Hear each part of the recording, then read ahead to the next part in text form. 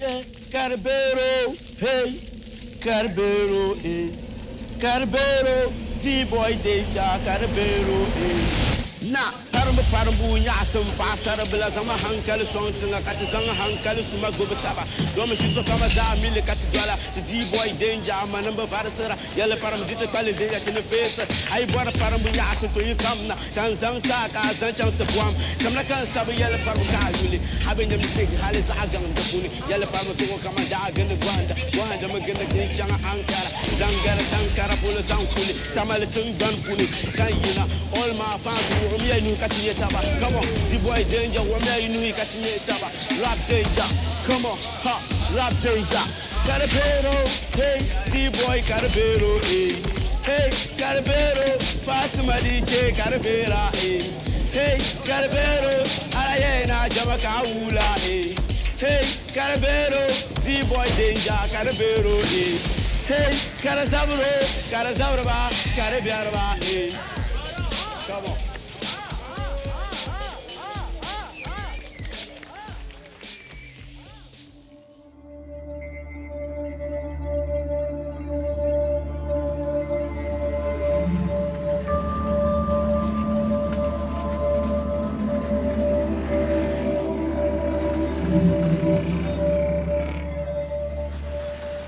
Let us be honest as Africans. Ghana does not want cocaine. So there are very strict laws on cocaine. We've stopped it. Once you see cocaine, somebody gets arrested. Ghana doesn't want armed robbery. Once we see armed robbery, there is something serious about it. As a country, we pretend we do not want e-waste. But we do not have laws to stop these second-hand goods from coming to this country. It is sheer pretense. It is sheer hypocrisy. The things we do not want as a country, we fight it. And that is our culture. It's about business, about money. I mean, it's the second-hand market in Ghana is very huge. This is a country where we don't produce much. Most of the things we do is import, trade, import, trade, import, trade. Now, as a developing country, people are beginning to get interested in, gadgets. An unemployed country, they don't have money to buy brand new gadgets. So there is a huge market for second-hand goods.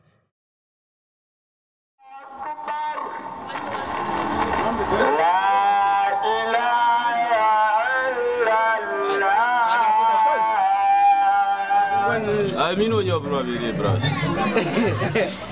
No, I mean,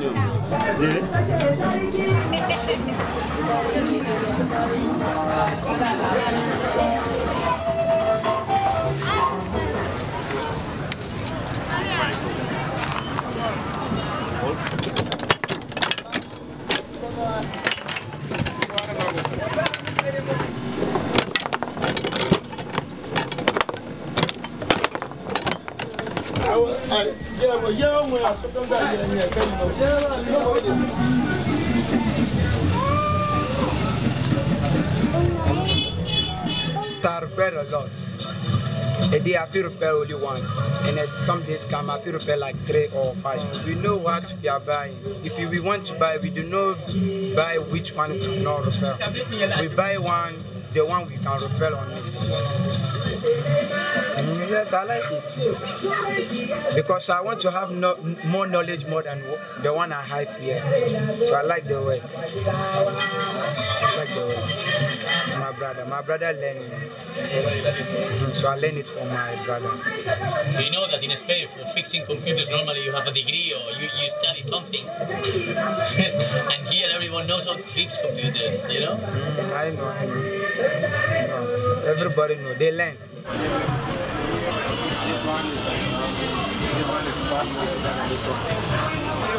I'm a musician, I'm an artist, and the equipment we use here, the old equipment or slightly used equipment that we use here is better than the brand new from China, because I've been using equipment since from 71 up to date.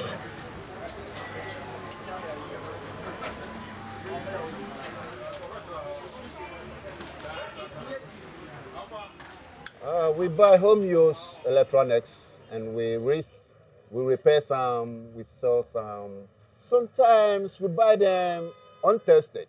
That is, the rule of the game. Sometimes we buy it untested. Some people to test it before you buy. So the untested ones, when we bring them, sometimes we are able to fix them back. There are other ones too, they cannot be fixed. But mostly, when you buy about 100, about 80% can be repairable.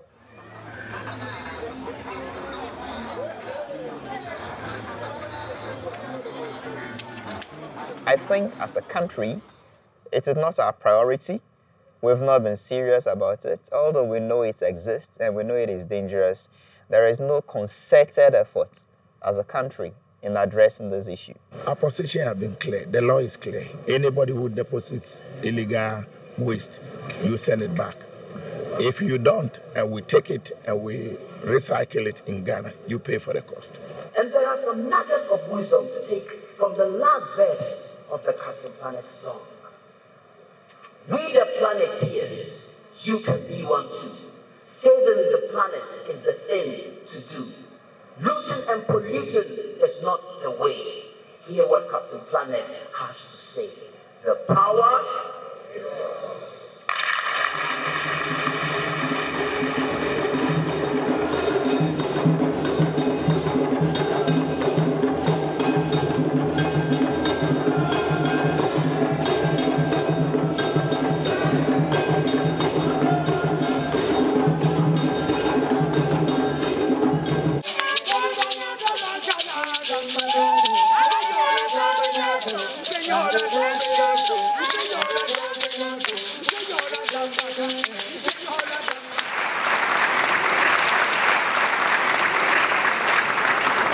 Achieving their bare objectives. It is we Ghanaians. If we know this is bad and our leadership knows this is bad, what have they done over the decades? So we may sign conventions and speak about it. It's nice to put on suits and go and stand on TV. You know, e-waste is bad. It is affecting Ghanaians deep down in their hearts, in their daily activities. What are they doing to stop it? Nothing. The leadership of this country has, over the years, closed one eye on that illegality because stopping it will cost them some votes. And it will take human beings working together to resolve this challenge. If our president goes to sign something tomorrow, as I signed already on e-waste, if it is just a convention that was signed in Geneva or UK or Thailand or Europe somewhere, my grandmother doesn't know about it. She's not going to school before. They are in the majority. There are almost about 25 different terminals. You have to cover the 25 terminals. But with the misdescription of goods, you cannot even cover 25%. You cannot. If you have to shred a container, it takes you almost a whole day to shred a 45-footer container. And once you are in there doing that, other areas are free to do what they want. Now, the things are coming from the EU, and you realize that the customs, the border controls, the police, they all see it and they leave it, and it comes here. It takes me almost about $12,000 to re-export a container from here. That is my country's money.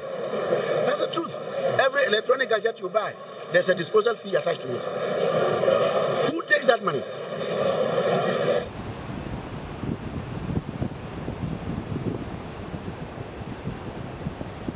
When they import these things and the things get to the Ghana ports, okay, the authorities of this country, they charge some tax on these goods. If you know these goods are bad, why are you charging tax on it?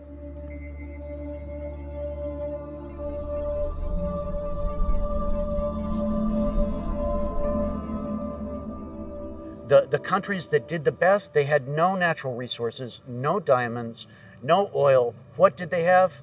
Fixers. They had people in Singapore that were buying used hard drives from the US and repairing them until they were so good at it that Western Digital and Seagate, they built factories there. And that's what we want to see 10 years from now. A TV repairman is like being an engineer. You know, that's like They don't have the choice to go to MIT, to become a rocket engineer. They've learned to do something themselves by studying the textbooks, and with their own hands, they fix the wires, fix the circuit boards, and make something that somebody in Africa can now afford. Now they can watch the World Cup before they couldn't. Now they can get online and get a Gmail account before they couldn't.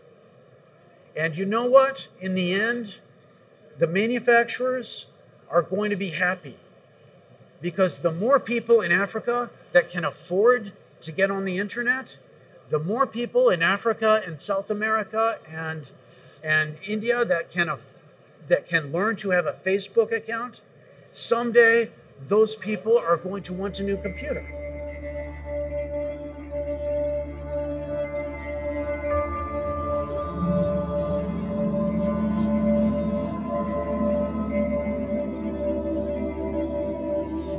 The government doesn't have the audacity, the courage, the tenacity to stop some of these things, because it is, you see, once you stop it, it affects several thousands of people. You're going to create a huge unemployment situation. If you go to Agbogboshi, there are several families who only put bread on their table through some of these things. They burn them looking for copper in it, or one aluminium, or one metal, or the other. Any government that says we are stopping all these things that go is afraid to lose votes, is afraid to lose that constituency of voters. That is the issue.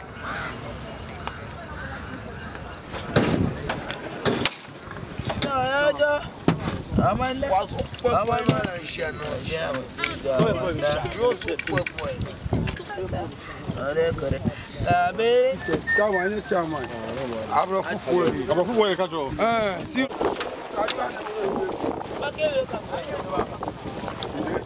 is Razak. I'm Ben Kopes.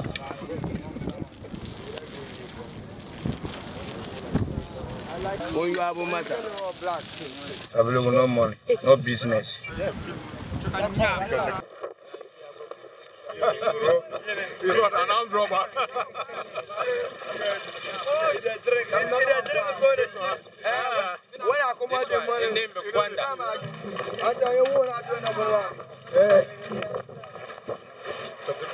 This is your palace? Yes. This is his palace. You see this one? Okay. If I'm hot, then I will come drink. Yeah. Then my body water will come back. The fire can't burn. So now here we sleep. You never get money to go get another house. Yes.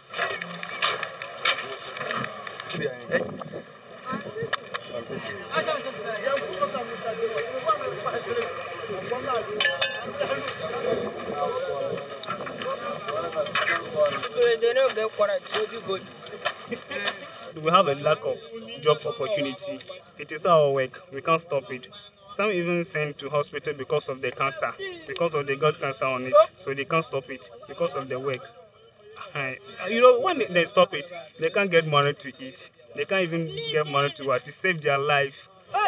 For me, for instance, I have to do a work, which is what I can do. But sometimes we force ourselves to do things which we cannot do. But we force ourselves to do it because of our lack of money or lack of job. That's why we are doing these things. Some can even work here, so they die here because but they want to get money. They didn't get it. At the same time, they die. I'm surprised.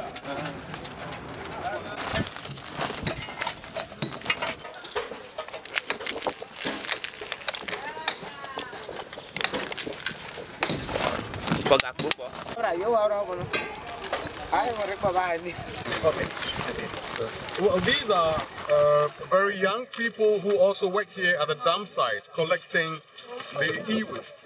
Because they are not so strong, what they do is to sift the soil, and they would find some metals which they also go to sell, and then have some money to buy some food. And then it is weighed there. Once they weigh their stuff, then they are paid some money. Another person comes to buy the waste, and it is taken to the port. It is taken to some companies that would need copper or would need other metals.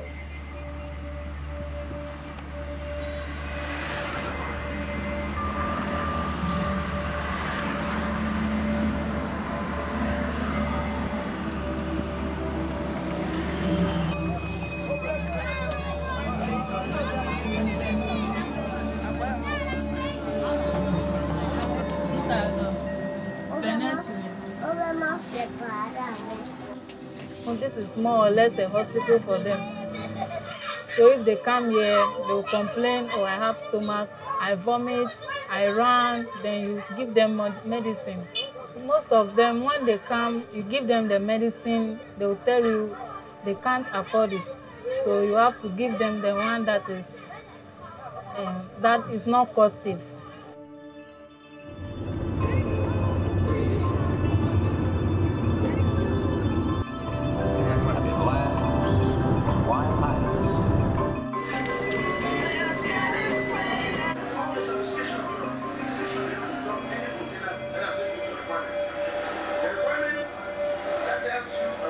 At Abogoshi, we found severe contamination of the environment around where the e-waste is being carried out with a whole range of chemicals. And it's similar to what we've found at e-waste recycling sites in some other countries as well. So we found extremely high levels of some toxic metals, things like lead and cadmium, and also a whole complex mixture of organic chemicals. Now, many of these are put in the devices when they're manufactured. Some of them are generated when the plastics in electronics are burnt.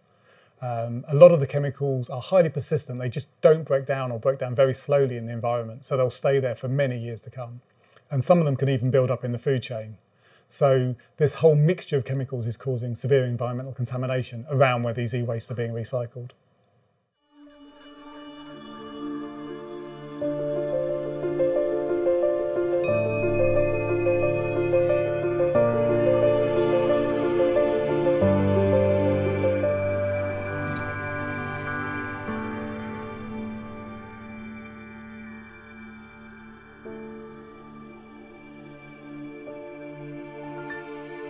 Somebody discovers a new problem, a new environmental problem, and you have to have a solution to it.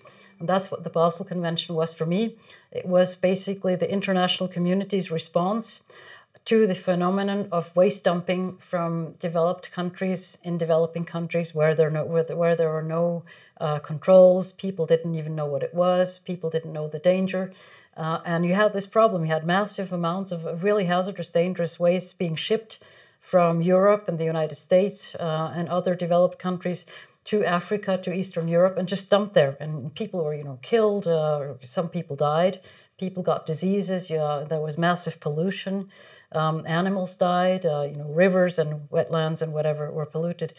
So for me, it was really at the time a solution to make people aware of this, that this is really a problem, that it had to be stopped.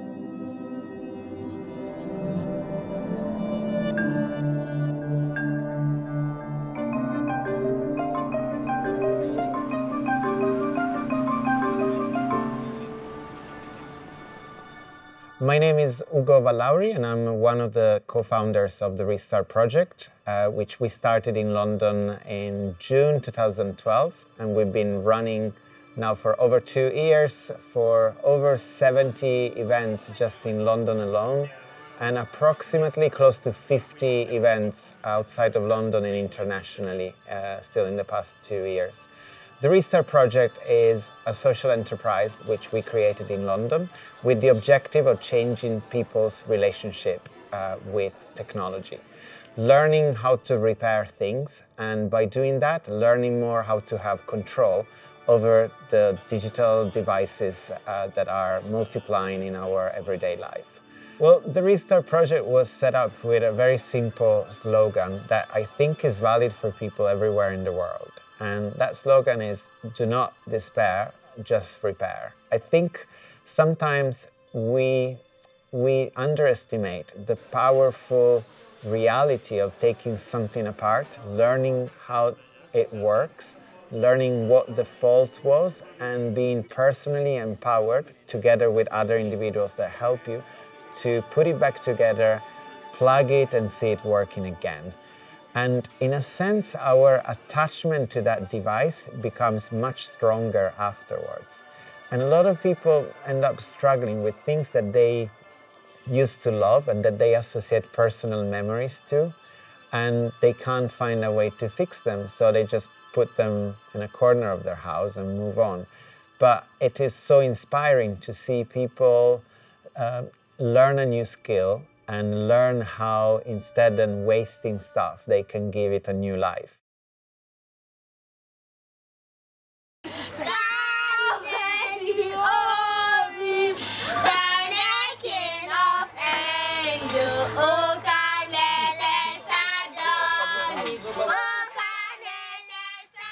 The problem is not telling us this thing is dangerous. Every Ghanaian knows that once you are burning these things and I'm consuming them, it is dangerous to my health. You don't need to go to school to know that, these fumes I am inhaling is dangerous to my health. Immediately it makes you start coughing. It chokes you. You can see it. You don't need to be a doctor. We know it is bad. That we know.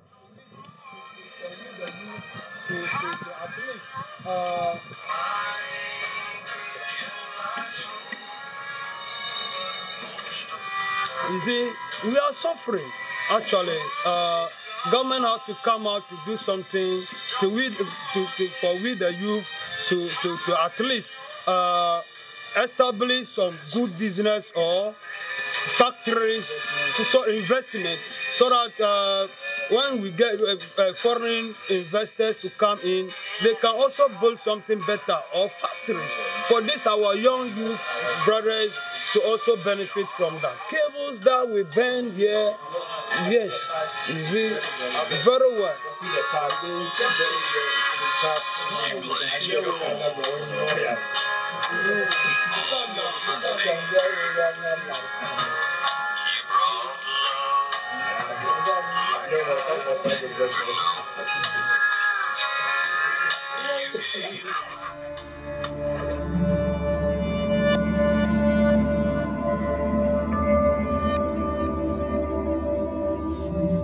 What we did was took three of the leaders, the three musketeers, Yaru, Awal, and Razak, and said, hey, you guys take 4 or 5 of these piles of wires that you were going to burn today, put them in a sack, and bring them up to Tamale with us next week, because we're going to do an experiment. We're going to show you something. Because it turns out that one of the laptop technicians is from the same village as them, and his dad's a metalsmith. Sule is Kamaldine's dad. And Sule had these ideas when we said, hey, we need to do something constructive. He said, hey, what if we cut the wire in a way that it doesn't burn it, and my dad can hire some people to help him make it into jewelry, and we can tell people, hey, when you buy this, instead of donating money or having your taxes go to $1 million shredding machine, that you can have a direct impact. And I don't know if it's going to work, but it's cool to see, you know, an African technician bring his idea to the table.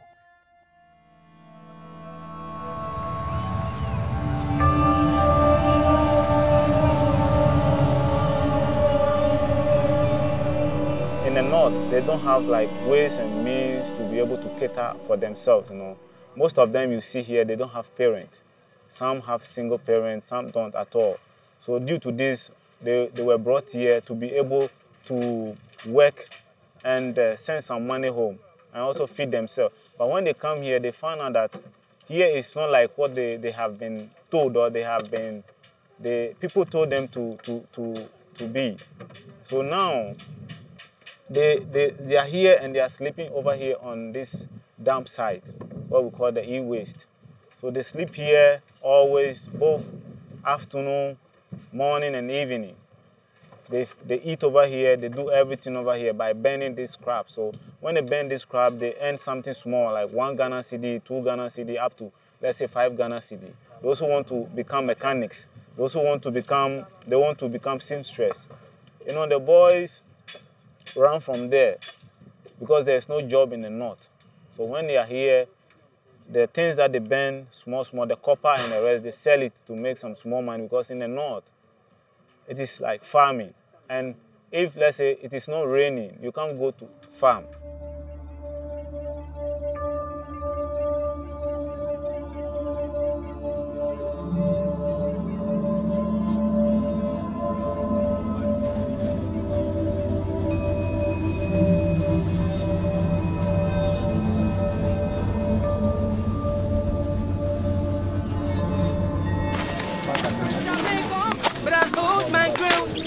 Come looking, but I'm nowhere to be found. They search and said, but I'm gone with the wind. I feel like a winner in this life for sin. It hurts my heart, makes me feel so bad to see my little brothers and sisters suffer out of the scorching heat. Can't get food for eat. Mr. Wicked Man down to push this no feather. Or you sleep at night, can't a superpower. Mama got a skill, ain't get no tool. Papa go no school, the system won't take him for fool. Misleading, the liquor youth with them guns and drugs. Drive them out of sanity with their materiality. See the house. My father wants sleep here. My brother wants sleep here. My father wants sleep here. My mother wants sleep here. Me, which place I go sleep? Me I not get room. Me I not get anything. So me I leave Accra and come back. Me I don't know which place I go sleep. Me I never know.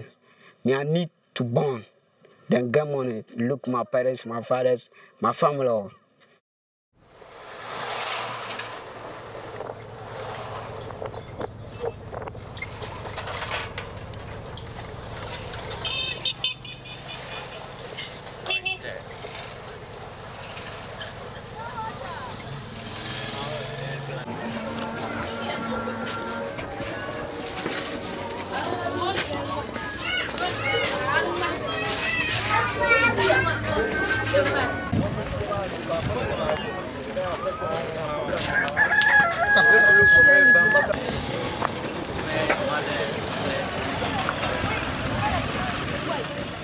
As you can see the flag down there, that is where I used to sleep, where we're heading to, where you can see Ghana flag hanging. That is where, when I came, I usually sleep. It was a place we used to spread, just spread a box around and then you get something little to just cover yourself, then you sleep.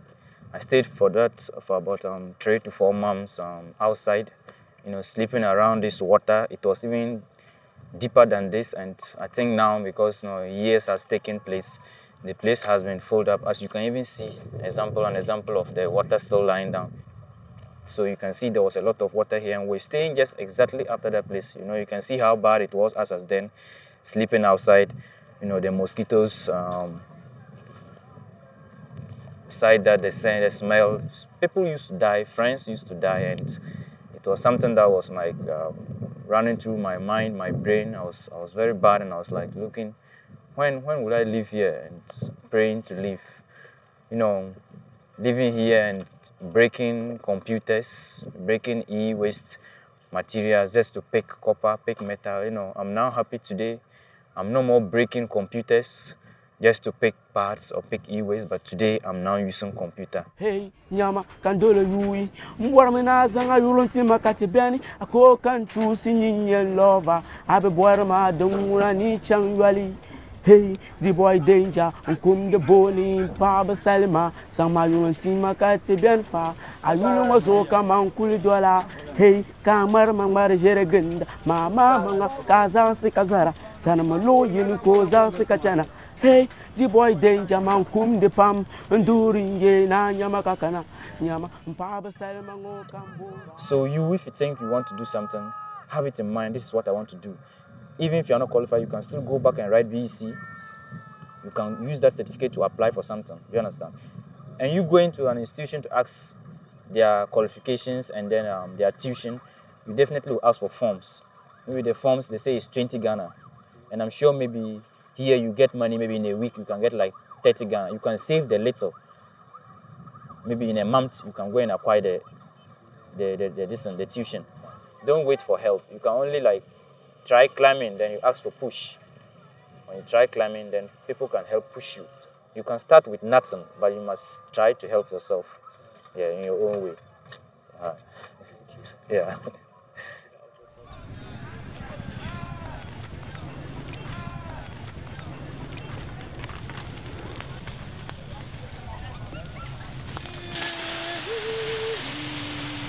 I'm a real survivor. I'm gonna stay alive even in any danger zone. Too hard not to crack, nowhere to run. I got no place to hide in. I'm a real survivor. I'm gonna stay alive even in any danger zone. Too hard not to crack, nowhere to run. I got nowhere to hide in. I'm a real survivor.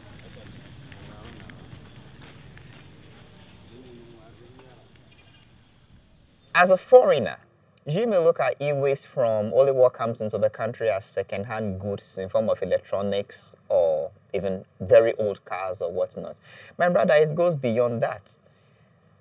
Go to the various abattoirs where we slaughter cows and goats.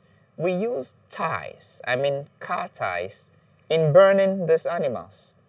And this is not a secret. They don't hide to do it.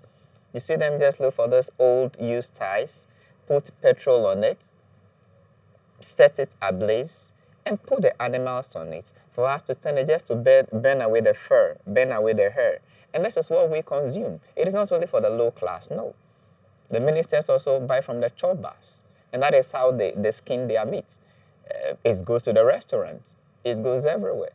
These are day-to-day challenges of e-waste we are seeing.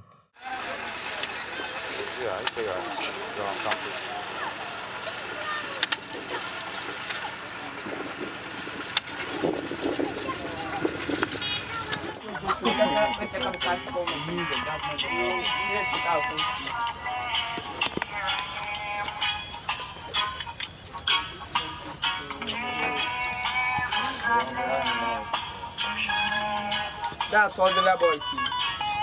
Also, the boys do that. Boys are bread.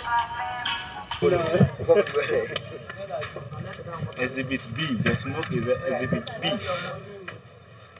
See, because to eat only.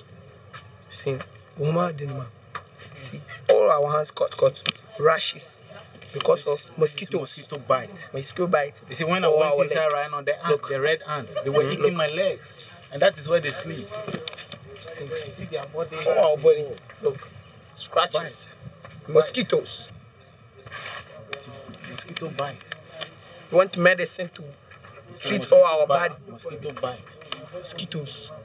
See all my displays. All is displays. Mosquito bites. My body is aching. All you see is aching me. Ganja helps. A lot.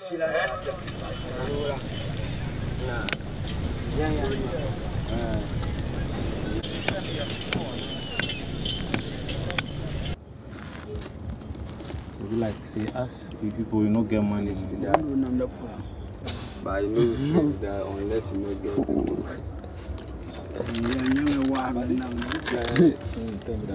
how the first 15 million. Like how you buy low, 10 million. You see the one because no. You see that building. But if I can, you go burn them fast. I will like you for this. Imagine one that fast. We are pushing. 150 of them. I won't put in. Tomato no sugar deal. I'm a government.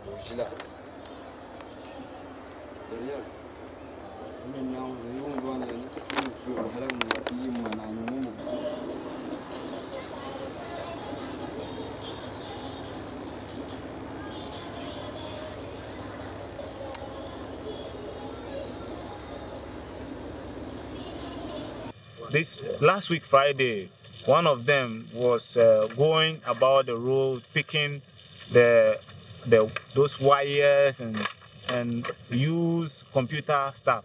So when he was going around picking them, he was knocked down by a car. So he didn't die on the spot, but the lady who knocked him with the car have to rush him to our teaching hospital, which is Kolebu Teaching Hospital. But when they got there, the doctors over there didn't attend to him. And due to that, he died. He died on the spot. As we buried him, we have to send part of his, we have like something that we call tradition. So part of the stuff that they move from the fingernails and stuff, we have to be able to send him to the mother, who is the only family in the north. The village that he comes from is Sablugu. So we have to be able to carry the remaining of the body to Sablugu for the family to also see and believe. Because when they see the remaining, they know that yes, it is true, the son is dead. Yeah. So because we don't have the money to go through the necessary procedure where he was not taken care of, and he have to die.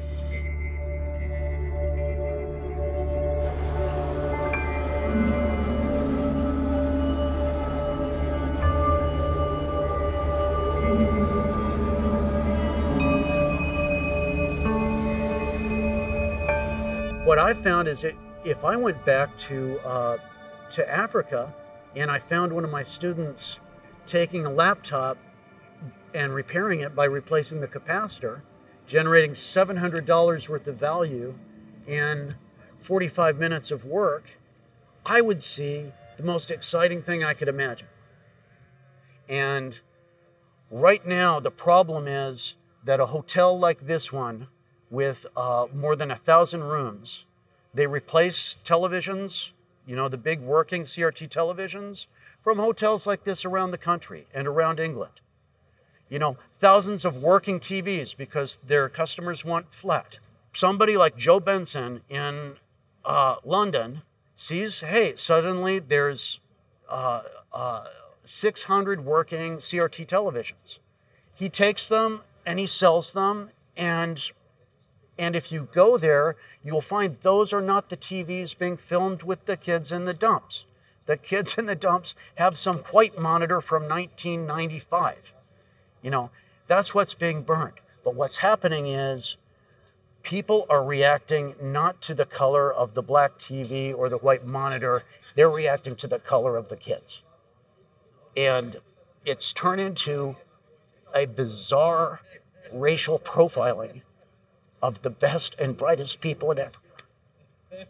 And this year, they actually put a guy in jail for it.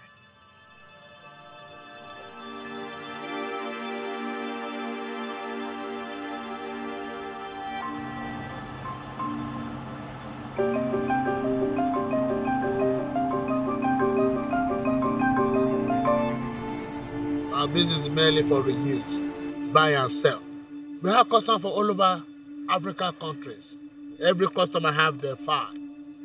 They have their passport copy on it. They have the company name. They have their invoices. First bit is 2008, when they start coming around. They now have a clue this business exists. When they start coming, they're not happy with the testing. You will not have a clue with television. So environmental agency can't just stand in, telling you, oh, I open this container, our cable of TV is cut. To change the cable take you 5 minutes, 2 minutes to change the cable. I can rewire the whole TV for bloody 10 minutes. If we will not use what we have, we keep on breaking down. We keep on building. What happened to the environment? Environment will get fucked. If the environmental agency really be honest and be truthful, they should go to Africa, force the African government to have recycling everywhere.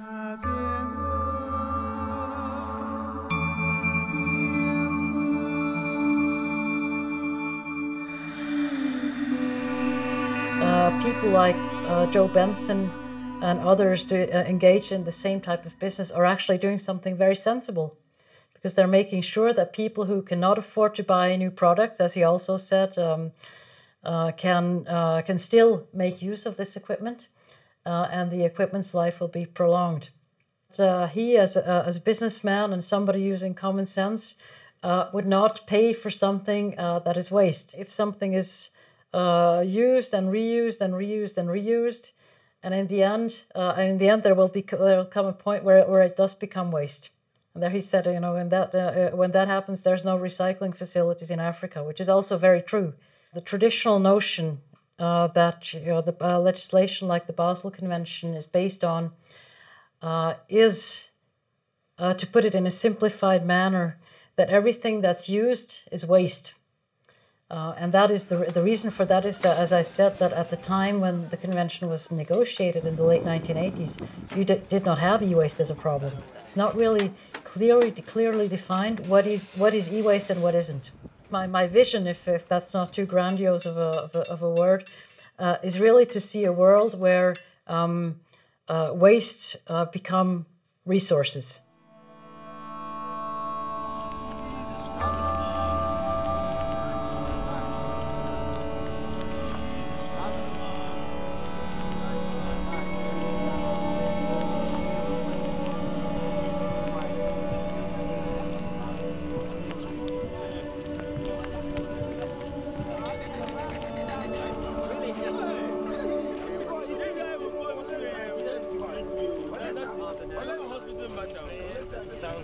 Old television like 1970s.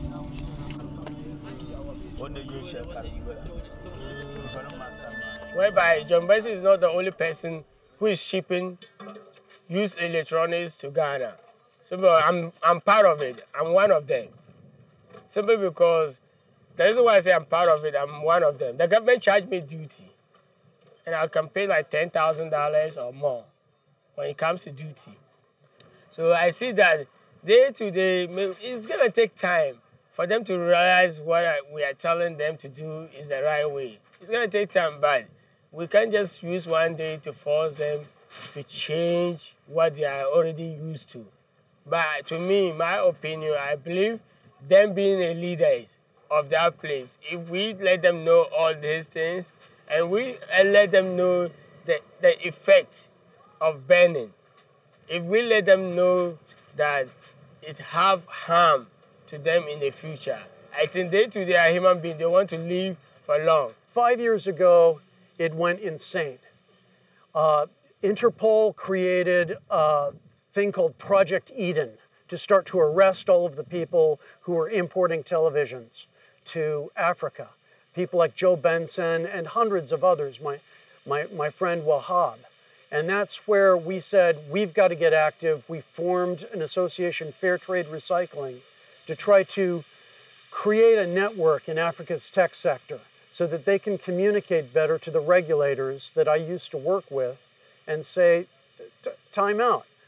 And the environmental community needs to wake up to the idea of collateral damage, that by raising money in this way and telling ourselves, patting ourselves in the back that we're the great white savior, you know, saving these people, when actually, if you arrested 1,000 Joe Bensons, if you arrested every Wahab, you would do nothing to stop the flow of material into Agbogbloshie that was imported 20 years ago.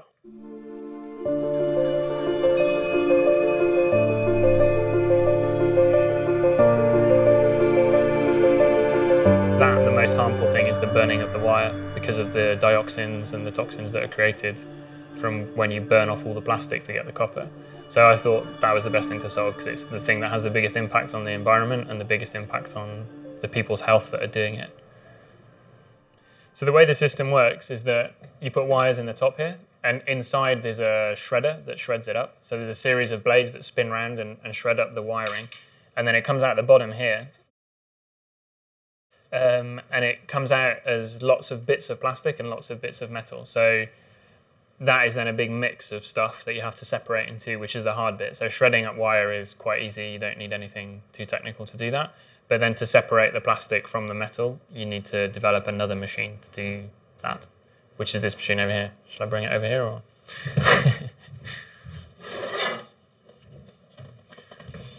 And so the way this device works is that there's a pump that sits under the bicycle wheel, and it pumps water into here, and it comes out of holes up here, and it also causes this basin to rotate.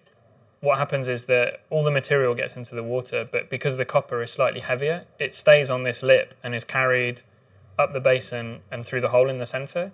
But because the plastic is slightly lighter, it gets washed away out of the basin and into here. So then you end up with all the copper being collected in a small bucket that sits behind the hole, and then all the plastic ends up in the basin.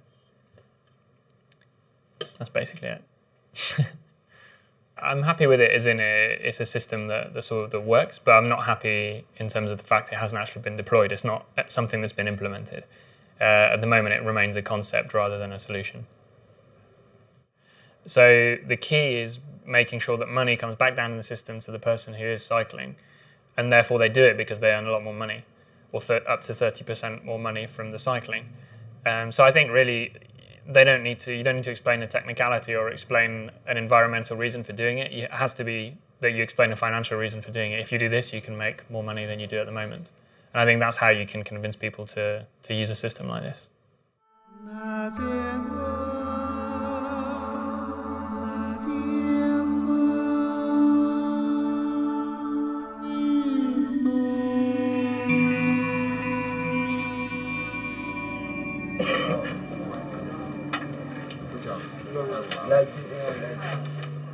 You and your people.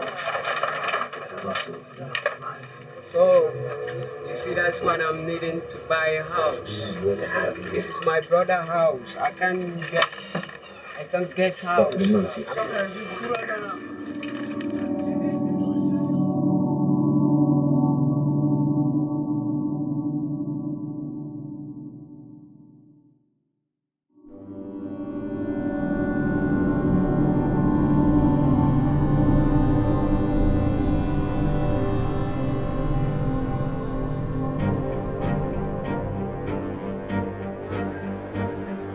Put your camera down, pick Trotro, our local commercial bus.